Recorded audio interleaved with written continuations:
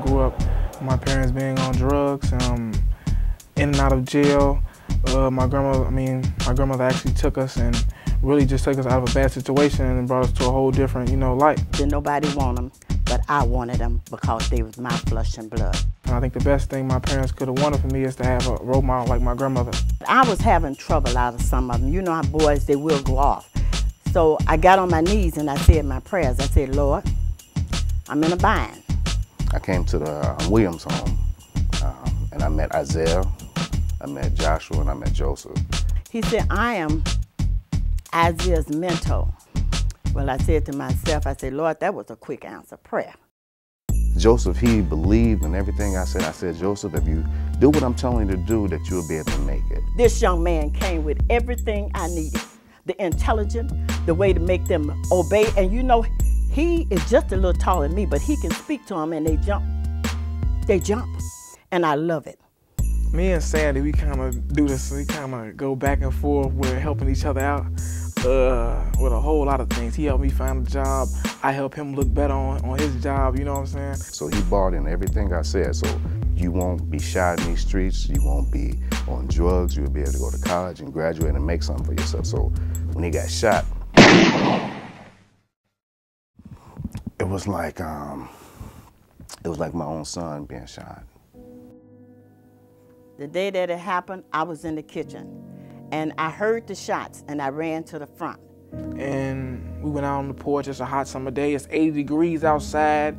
It's 110 in the house. And so we going outside, you drinking water, you drinking pops and stuff like that. And we see a bunch of boys coming up on us. Some got t-shirts over their faces. And one of my friends pointed out, he got a gun. And there was a girl who was standing like right by my door. And I'm looking at her in the eyes, and she's froze, and a bullet fly passes her head. And I look at her, I'm trying to get inside the house. Another bullet goes somewhere else. The other one hits me in my side. Joseph hollered, Granny, I'm shot. I'm shot. I said, you shot? And I turned him around and I seen the bullet in his side. He was bleeding out his side.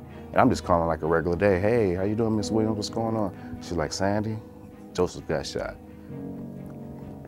And, I just couldn't take it. Tears started falling down my eyes. And I talked to Joseph and I told Joseph, you're gonna be all right. Let him know that's gonna be okay, and let him know that we're still gonna do some big things together. You still going to college, no matter if you got shot or what. If I gotta carry you out there, you going.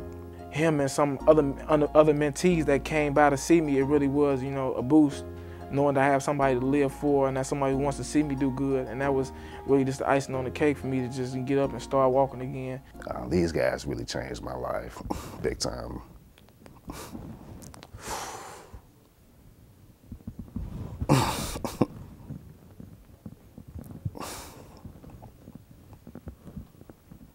I just thank the Urban League, and I just, thank God for having him there with me. You building relationships, and you're going in people's homes, and you're hearing their problems, and you have to do something. Chicago Urban League, they gave me an opportunity to be a superhero. I think Urban League is the best thing ever happened, because they have helped me so much. They make men out of boys. Chicago Urban League, man, we've done some amazing things over there, and we're gonna keep doing some positive things.